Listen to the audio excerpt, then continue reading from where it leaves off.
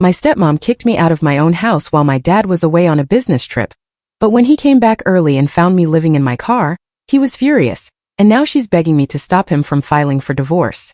My dad, bless his heart, married Sarah 3 years ago. I remember their wedding day so clearly.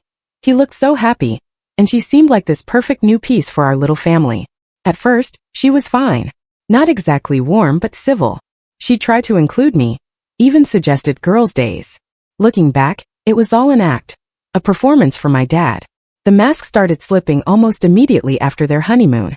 Little comments began, whispers about how I was in the way, how she just wanted alone time with my dad. Whenever I tried to spend time with him, she'd conjure up some emergency that needed his immediate attention. He never noticed because she was so careful, only saying these things when he wasn't around. She was Jekyll and Hyde, I swear, sweet and caring with dad, cold and hostile the second we were alone. Things got so much worse when her daughter, Katie, who's 15, moved in about 6 months ago. Sarah had finally won full custody, and overnight, our whole house flipped. Suddenly my room, the one I'd had since I was a kid, where every wall held a memory, was too good for me. Sarah insisted Katie needed it because it was bigger and had better natural lighting for her art projects. Katie, who had never shown an ounce of interest in art. It was just another excuse to push me aside. My dad was away a lot for business, overseeing a huge company expansion, so Sarah basically forced me into the tiny guest room. It barely fit a bed and a desk. I lost my window view of the backyard, where Dad and I used to plant flowers. Instead, I got a brick wall and barely enough space to turn around without bumping into something. I tried to tell my dad so many times, but Sarah was a master manipulator. She burst into tears during our family discussions, sobbing about how hard she was trying to blend our families and how much it hurt that I was rejecting Katie. She'd say things like, "I just want us to be a real family, but Emily makes it so difficult." She always managed to make me sound dramatic or jealous of my new stepsister. I started to feel like I was going crazy because no one else seemed to see it. The few friends I confided in would say, "She's probably just trying her best," or "blending families is hard." But they didn't see the smirk she'd give me when no one was looking, or how she'd accidentally throw away my things during her cleaning sprees. Then, last week, everything came to a head. My dad left for what was supposed to be a 2-week business trip. The very next day, she didn't even wait 24 hours. Sarah told me I needed to move out because Katie's friend was coming to stay and needed my room. When I asked why the friend couldn't just stay in Katie's room, my old room, the bigger one, Sarah's face turned cold. "This is my house now," she said, her voice dripping with contempt. "And I decide who stays where. You're old enough to figure something out." I refused. I told her she had no right to kick me out of my own home. That's when she snapped. She got really angry, started throwing my stuff into garbage bags, including photos of my late mom that I kept on my desk. When one of the frames cracked, I tried to stop her. She grabbed my arm so hard it left bruises. "If you don't leave voluntarily," she hissed, "I'll call the police and tell them you were trespassing and attacked me." Who do you think they'll believe? The respected wife of a businessman? Or a bratty teenager having a tantrum? I was terrified and so confused. I knew she couldn't legally evict me, but I also knew if the police came, she'd lie and twist things to make me look bad. She'd done it before. I had some money saved from my part-time job at the bookstore, so I packed what I could fit in my car and just left. The last thing I saw in my rearview mirror was Sarah standing in the doorway, a triumphant smile plastered on her face. I've been living in my car for 4 days, parking in different spots, using the gym to shower. I was too embarrassed to tell anyone. How do you explain that your stepmother kicked you out, and your own father doesn't even know? I've been trying to make my food money last, surviving on granola bars and dollar menus. At night, I'd curl up in my back seat, trying to convince myself this was just temporary. Then, things took an unexpected turn. My dad's business trip got cut short. The new office opening went smoother than expected, and he came home yesterday, 4 days early. He tried calling me, but my phone was dead. I was trying to save battery, and finding places to charge it had been impossible. When he got home, Sarah fed him some story about me staying at a friend's for a group project. She probably thought she had plenty of time to come up with a better excuse. But my dad didn't believe her. Apparently, months ago, I had left a note in his office drawer detailing some of Sarah's behavior, just in case something like this happened. I had completely forgotten about it, but he found it while looking for documents. He kept trying to contact me and my friends, growing more worried when no one knew where I was. He finally found me this morning, sleeping in my car in that gym parking lot. The look on his face when he knocked on my window and saw me, curled up with my clothes in garbage bags. I'll never forget it. To say he was livid would be an understatement. I broke down. I told him everything. All the manipulation, the threats, how she'd been treating me for 3 years. I showed him the bruises on my arm, the cracked photo frame of my mom that I'd managed to save. With each revelation, my dad's face grew darker with anger and with guilt. He immediately took me home and confronted Sarah. She tried her usual crying routine, clutching at his arm, wailing about how I was twisting things. She's always been jealous of our happiness, she sobbed. I was just trying to help her become more independent. But this time, it didn't work. My dad had seen me sleeping in my car. He'd seen the bruises. He'd read my old note. Nothing she could say would excuse that. He told her to pack her things and leave. She started screaming about how she had nowhere to go, how she'd given up her old house when they married. You can't do this to me, she shrieked. I'm your wife. My dad wouldn't budge. Not for much longer, he said, his voice colder than I'd ever heard it. Now Sarah keeps calling and texting me, begging me to talk to my dad. Dozens of messages, switching between apologies and threats. I'm sorry, I never meant for things to go this far. One message will say followed by, if you don't fix this, you'll regret it, in the next breath. She claims she was just stressed about trying to make a blended family work, that she'll do better. She's even offered to move back to her old house with Katie if that would make me more comfortable. Katie, meanwhile, has been surprisingly quiet through all this. She stays in her room, my old room, most of the time, only coming out when necessary. I've caught her giving me guilty looks, and I wonder how much she knew about what her mother was planning. My dad is talking about divorce, and Sarah is desperate to prevent it. She's even reached out to my dad's parents, trying to get them to intervene. But after hearing what she did to their granddaughter, they're fully supporting Dad's decision. Part of me feels guilty because I know this will affect Katie too, and she's innocent in all this. She's just a kid who got caught up in her mother's schemes. I remember seeing her face when she first moved in, how hopeful she was about having a real family again. She would try to include me, asking for help with homework or wanting to watch movies. But Sarah always found ways to keep us apart. Looking back, I realize she was probably just as lonely and confused as I was. But another part of me feels this immense relief that someone finally sees Sarah for who she really is. It's like I've been screaming in a soundproof room for 3 years, and someone finally opened the door. The mask has slipped completely now, and she can't put it back on. Every time my phone buzzes with another message from her, I feel a mix of anxiety and vindication. Each desperate plea and angry threat just proves what I've known all along. She never cared about being a family. She only cared about control. Yesterday, I found an old photo album in my closet while unpacking. There was a picture from my dad and Sarah's wedding, all of us smiling, looking like the perfect blended family. I remember how hopeful I felt that day, thinking I was getting not just a stepmom, but a sister. Now that picture feels like evidence of the biggest con ever pulled on our family. Dad saw me looking at it and quietly took it from my hands, placing it in a box marked donate. We didn't need to say anything. We both understood that some memories aren't worth keeping. Okay, so much has happened since I first posted. It's been a whirlwind of emotions and revelations. After my dad kicked Sarah out, she went to stay with her sister, about 30 minutes away. Katie went with her, which honestly, made me feel terrible. The sight of her packing up, looking so lost and confused, it nearly broke my resolve. But my dad sat me down and assured me, none of this was your fault. You're my daughter, he said, his voice cracking. I should have protected you. I should have seen what was happening. He's been incredibly supportive, and he's really beating himself up for not noticing the signs sooner. Sarah, of course, has been telling everyone who will listen that I'm lying, that I manipulated my dad into kicking them out. She's painted this picture of herself as the caring stepmother who tried everything to connect with her troubled stepdaughter. Some of her family members have been harassing me on social media, calling me a homewrecker, and worse. I've had to block quite a few people, including some former family friends who chose to believe her version of events. But the real shock came when Katie reached out to me privately. She sent me a long message at 2 a.m. I still have it saved. I'm so sorry, she wrote. I knew Mom was being mean to you, but she told me if I said anything, we'd end up homeless and it would be my fault. She said you hated me and were trying to convince your dad to send us both away. I believed her because she's my mom.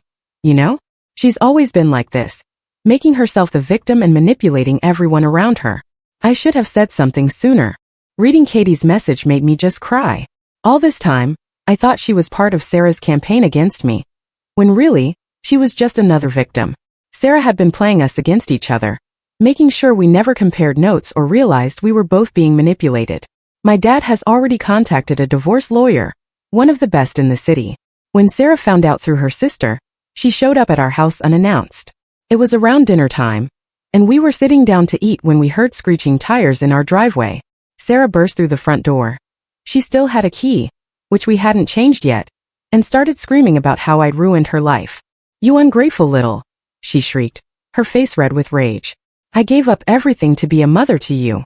My dad stepped between us as she tried to come at me, and that's when she really lost it. She started throwing anything she could reach. Plates, books, even my dad's laptop. The neighbors must have heard the commotion because someone called the police. When they arrived, Sarah tried to play the victim again, claiming we had attacked her. But our neighbors had recorded some of her rampage on their phones, and the house was full of evidence of her outburst. The police had to physically escort her from the property. My dad is now talking about getting a restraining order, and honestly, after that night, I think we absolutely need one. Things have escalated even further, you guys. Sarah's true colors are really showing now that she's losing control, and it's honestly scary to watch someone unravel like this. She created multiple fake social media accounts to harass me after I blocked her main ones. She's been sending messages pretending to be old friends or distant relatives, trying to get information about what we're doing. When that didn't work, she started spreading vicious lies about me to anyone who would listen, including my friends and even my workplace. She told my boss that I was stealing from the bookstore and using drugs in the bathroom. Thankfully, my boss has known me for 2 years and was incredibly understanding after I explained the situation. "I've seen you grow up here," she told me. "I know who you are, and I know this isn't true." Still, it was humiliating having to explain everything to her. But the worst part happened last night, around 3 in the morning. I woke up to the sound of scratching at our front door. At first, I thought it was just the wind or maybe a stray cat. But then I heard muffled cursing and what sounded like someone trying to pick the lock. My dad had already changed the locks after the last incident, thank goodness. I called him, and we watched through the security camera he'd installed as Sarah tried to break in. She was clearly drunk or on something, swaying on her feet as she tried to force the door open. When that didn't work, she went to my car, which was parked in the driveway. We watched in horror as she keyed the entire driver's side, screaming about how I'd stolen everything from her. The police arrived before she could do more damage, but my car was already pretty badly scratched up.